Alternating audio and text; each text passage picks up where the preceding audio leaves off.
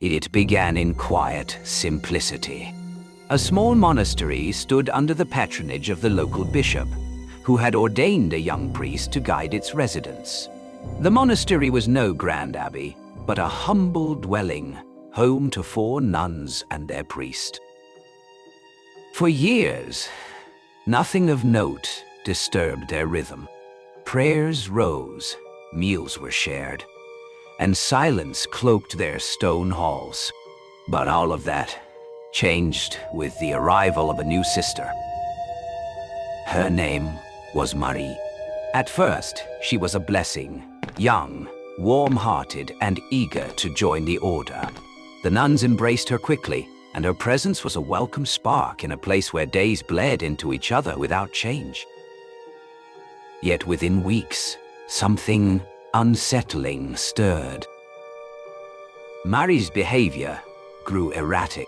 She disrupted Mass with laughter, giggling at nothing in particular. What began as immaturity soon darkened into something else. Her speech withered into flat, one-word replies. She no longer worked beside her sisters, nor opened her books for study. Instead, she whispered to herself in tones low and venomous, muttering words no one could quite decipher. One night, a nun found her pressed into the corner of a room, her face hidden, her shoulders quaking with sharp, unnatural breaths. She called out gently, then urgently, but she would not respond. When Marie turned around, his expression was so wild and fierce that he charged at her without warning. The other nuns nearby quickly ran over to stop and pull Marie out. Wait. Together, they restrained Marie and locked her in her chamber until they could decide what must be done. That night, the monastery's silence shattered. Voices echoed through the halls. "Who's there? Marie, what on earth? Get me out of here. Grab her, quickly." The sisters cried for help, calling for their priest. Marie's body convulsed, her voice at times her own, at other times something guttural and inhuman. At last, the words were spoken aloud. "An exorcism must be done." The priest faltered. He had never performed such a rite, had believed such things belonged to medieval myth. Yet faced with the horror before them, there was no other choice.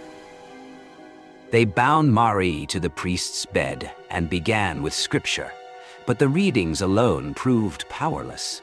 Her true self flickered in and out, pleading, begging for help, before the voice of the intruder overtook her once more. Desperate, they carried her to the altar. There, beneath the looming crucifix, they chained her to the cross itself. Holy oil was poured upon her. Scripture was read without pause. For 3 days, the monastery closed its doors, the sisters and priest devoting themselves entirely to the battle for Marie's soul. Wara.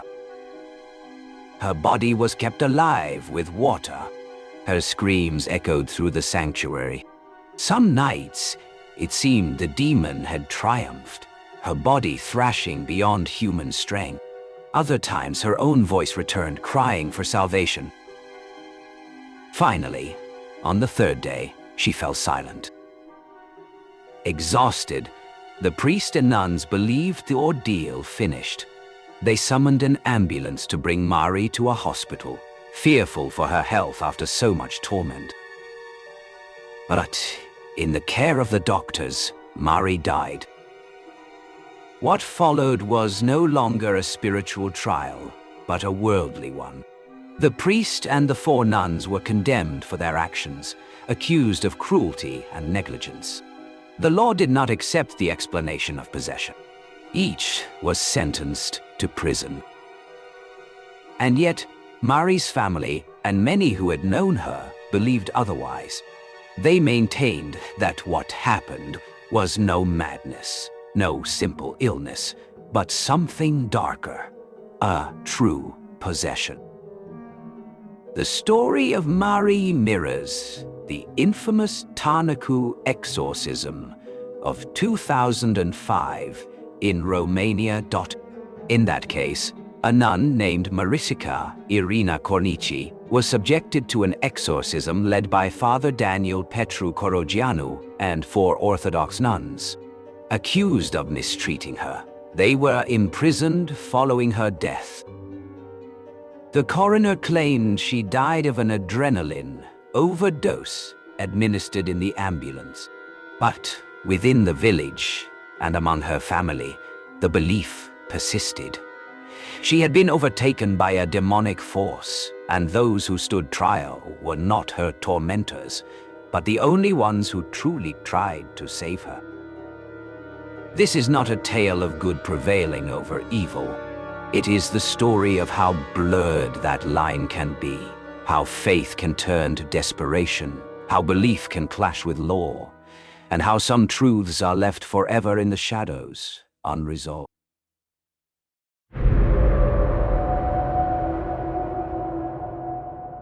My daughter Clara was always unlike the other children her age.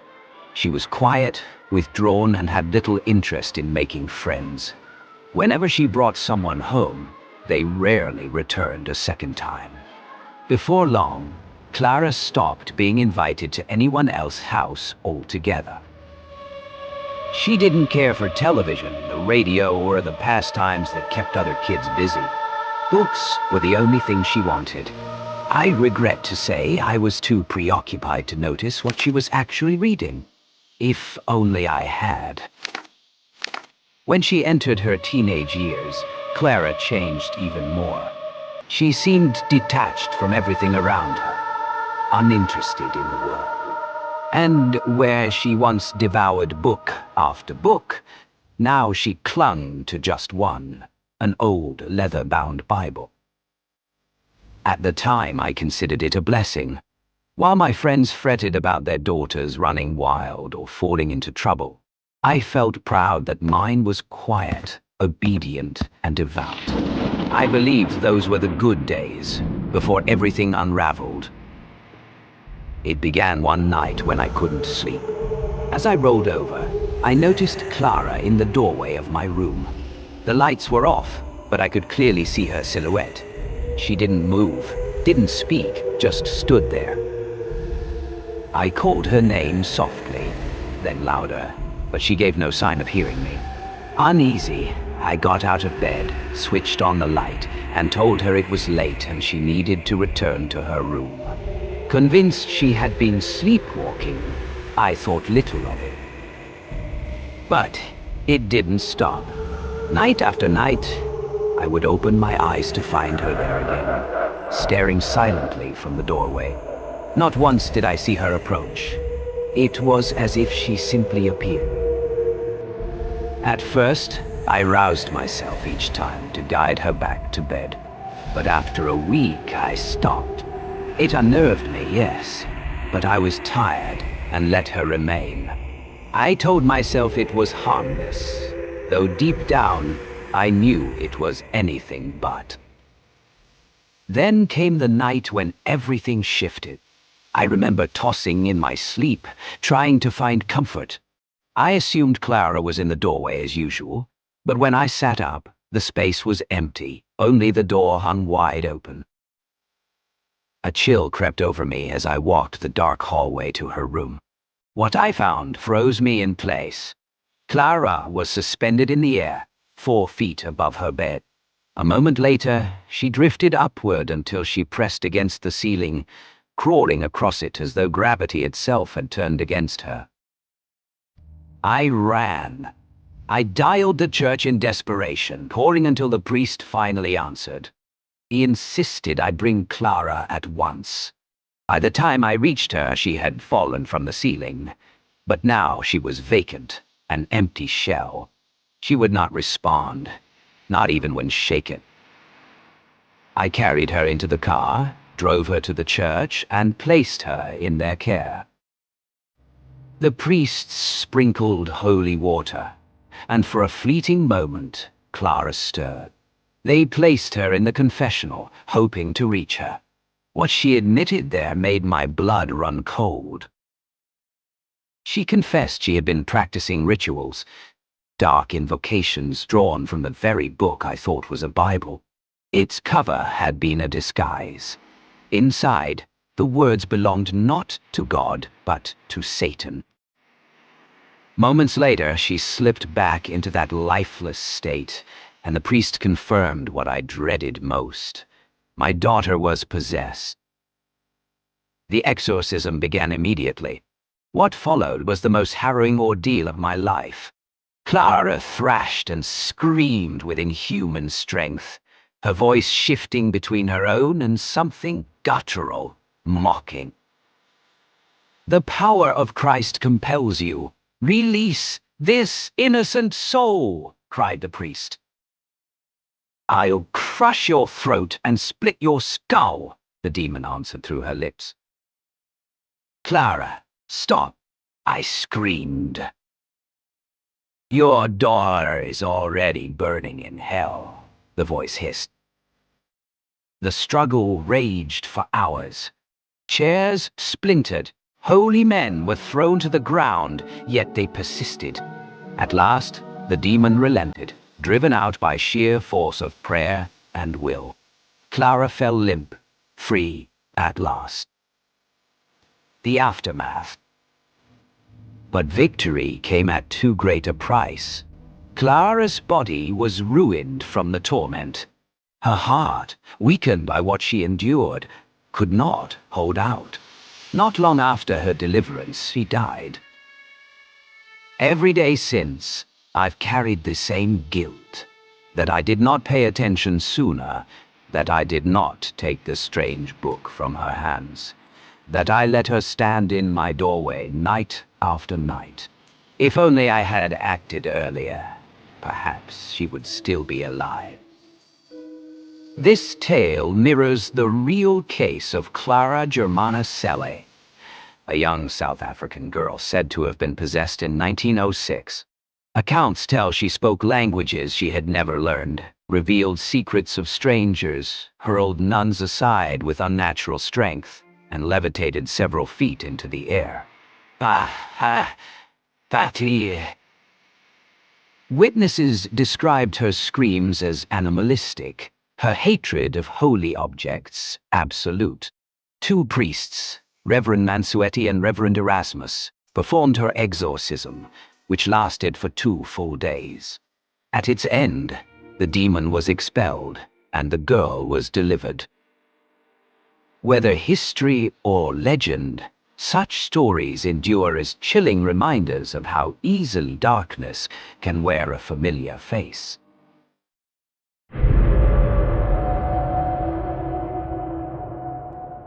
When Arjun and Mira got off at Nandapur station, it was late at night. "What village are we in? I don't see a single person here. Not even a shop," Mira whispered nervously. "I've just been transferred here. What can I do?" Arjun replied, scanning the empty platform. "How do we get to the guest house from here?" Mira asked. "I think there's a rickshaw outside," Arjun said, pointing vaguely. "And I heard the guest house is always beautifully kept. No one should have any problem there," Mira added, shivering slightly. "Better hurry. The sky looks like it's going to pour," Arjun muttered. A man emerged from the shadows and quickly took the money they handed him before disappearing into the night. Arjun and Mira followed, entering the dimly lit guest house. "Everyone's here. I've been expecting you," said the man. "I'm Kiran, the cook. Come in," he added with a forced smile. They chatted briefly about Kiran's duties and the house. After gathering the information, Arjun and Mira headed to their rooms. The house was silent. No one else was around.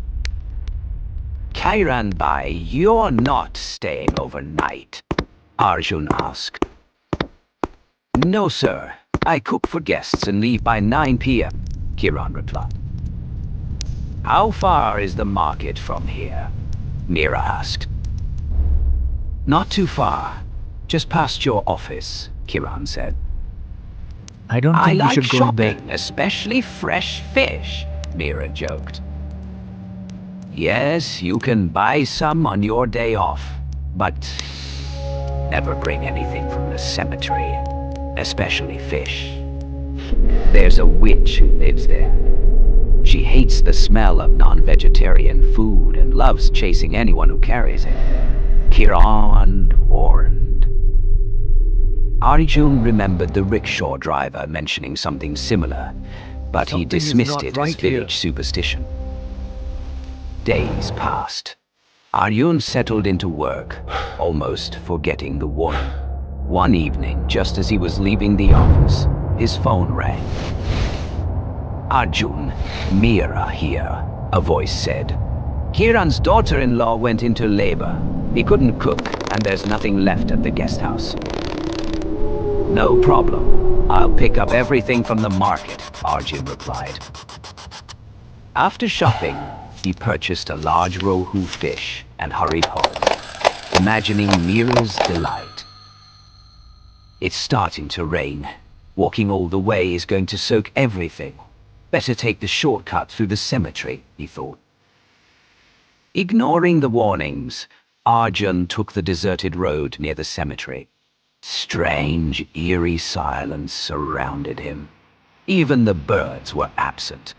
The fresh fish in his hands exuded a pungent smell. As he passed a massive banyan tree near the cemetery, blood dripped from the fish's mouth onto the wet ground. A black shadow swooped down, sucking the blood with a long, tattered tongue. Arjun froze, heart pounding, and dashed the rest of the way to the guest house. At the station earlier, only one rickshaw had been waiting. The driver guided them toward the guest house along a deserted path. Where are you two headed? The driver asked. To the guest house, Arjun replied. It's late and dark. The cemetery road is a shortcut, but no one takes it lightly. There's a witch there who follows anyone with meat, the driver warned, his eyes darting nervously. Arjun ignored the fear in his stomach. As they passed the cemetery, he caught sight of old graves, rows of stones, and the infamous banyan tree. A chilling laugh echoed through the air, and a cold gust of wind blew down from the cemetery. The driver increased speed. Soon, Arjun and Mira reached the gate of the guest house. Yet, a strange voice called from behind. Arjun shivered, feeling a cold breath brush against him. He didn't dare look back. They reached the house and slammed the door shut. But later that night, strange noises came from the kitchen. Mira, curious and terrified, stepped toward the sound. The kitchen was dark. The refrigerator door was ajar, and the sound of tearing food came from inside. Her eyes adjusted to see a figure hunched over the fish Arjun had bought. Its long black hair covered most of its face. Its skin was peeling. White cloth wrapped around its arms like snakeskin. Who's there? How did you get in? Mira demanded. No response. As she touched the figure, it turned, revealing a bloodied, horrifying face. Screaming, she ran. Arjun woke with a jolt to her scream. Rushing to the kitchen, he saw the unthinkable. A demon-like figure lunging at Mira, breaking her neck. Her scream pierced the night before silence returned, leaving Arjun paralyzed with terror.